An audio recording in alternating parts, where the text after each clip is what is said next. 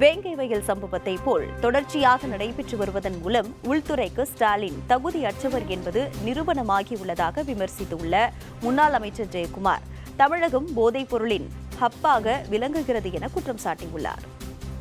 ஆளுங்கட்சிக்காரங்க ஒரு பக்கம் எல்லா விதமான அத்துமீறல்கள், ஒரு பக்கம் என்ன இது தொடர்ந்து இந்த 3 வருஷத்துல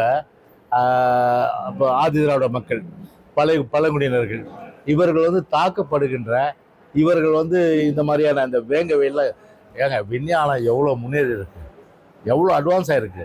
கிட்டத்தட்ட பல மாதங்களாவது இந்த வேங்க வெயில் சம்பவம் இன்னும் குற்றவாளியை கண்டுபிடிக்கிறாங்களாம். இதே போலீஸ் தானே அம்மா கிட்ட இருந்தது. இந்த போலீஸ் ஸ்காட்லாண்ட் யார்டா இருந்தது இல்லை. ஆனால் திரு இவர்கிட்ட மு.க. ஸ்டாலின் கிட்ட இருக்கிற போலீஸ் மட்டும் ஏன் இப்படி இருக்குன்னு தெரியல. ஏன்னா தலை சரியில்லை. தலை சேர்ந்தாலும் வால் ஆடும். தலையே சரியில்லைன்னு எப்படி வால் ஆடும். அதில் ஒட்டுமொத்தமாக உள்துறை கையில் வைத்திருக்கிறதுக்கு திரு மு.க. ஸ்டாலினுக்கு கொஞ்சம் கூட ஒரு அருகதையும் இல்லை, ஒரு தகுதியும் கிடையாது. அதனால தான் இந்த மாதிரியான விளைவுகள்லாம் இன்னைக்கு வந்துட்டு இருக்கு.